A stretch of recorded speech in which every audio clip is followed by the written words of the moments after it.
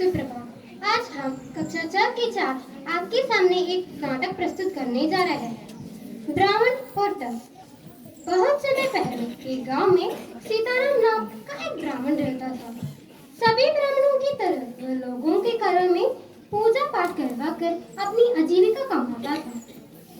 एक दिन उसे दूसरे गांव में रहने वाले एक सेठ के घर में पूजा करवाने का निमंत्रण मिला।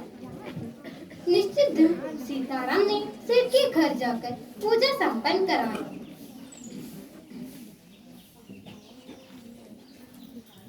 दक्षिणा में सेठ ने सीताराम को एक मोटी ताजी बकरी दी। वह बकरी पाकर सीताराम बहुत खुश हुआ।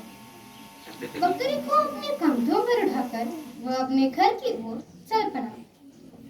उसका गांव का रास्ता एक जंगल से होकर था। उस जंगल में 3 ठग छिपे हुए थे। जब उन्होंने सीताराम को उस बकरी के साथ देखा तो उनकी बांछी खिल गई। बेला, ये सी मोटी ताजी बकरी ये ब्राह्मण के पास क्या काम? हाँ, सही कह रहे हो। ये तो सिर्फ इसकी दूध पीकर ऐसे बर्बाद करेंगे। हम इससे बकरी लेकर उसका स्वादिष्ट मांस खाकर खाओगे। हम एक योजना बनाते हैं।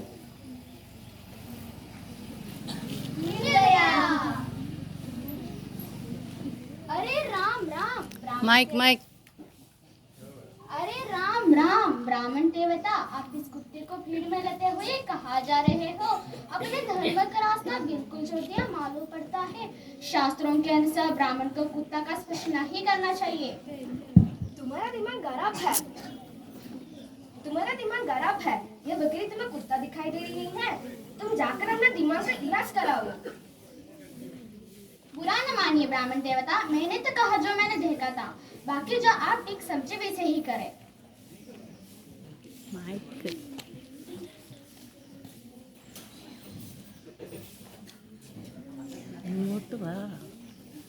अरे ब्राह्मण देवता, ऐसे अलग मत करिए। ये ब्राह्मण होकर अब ऐसे कर रहा है।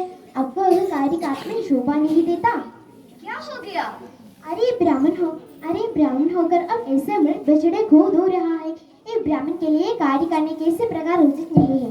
मुझसे कहिए, मैं ये कार्य आपको लिए कर दूंगा। अंधे हो गई हो क्या? तुम्हें इतनी बड़ी बकरी का मृत बछड़ा दिखाई दे रही है। अजी गुस्से क्यों हो रहा है? सीताराम भी आगे चल दिया। वह यह सोचकर बड़ा हैरान हो रहा था कि उसकी बकरी को लोग कभी कुत्ता तो कभी मृत बछड़ा क्यों समझ रहे हैं। अरे ब्राह्मण देवता, आपने तो हद कर दी।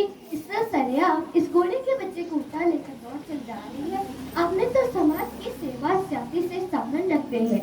फिर आप एक घोड़े के बच्चे को दौड़ने जैसे तुच्छ कार्य क्यों कर रहे हैं? यदि समाज के अन्य लोग आपको ये कार्य करते देखेंगे तो वे क्या कहेंगे? क्या वे आपको मान सम्मान देना बंद नहीं कर देंगे? क्या बात कर रही हो? तुम्हें इतनी बड़ी बकरी का घोड़ा का बच्चा दिखाई दे रही है।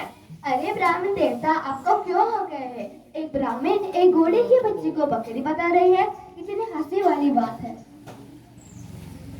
अभी तक मिला तो 3 आदमियों में से किसी ने बकरी का कुत्ता बताया, किसी ने मृत बछड़ा, तो किसी ने घोड़ा का बच्चा। ऐसा क्यों हो रहा है? कहीं ऐसा तो नहीं है कि यह कोई भूत हो और बार बार रूप बदल रही हो? बच गया। मिल गई, हमें बकरी मिल गई। और ब्राह्मण, इस कथा से हमें यह सीख मिलती है कि व्यक्ति को किसी की बातों में नहीं आना चाहिए।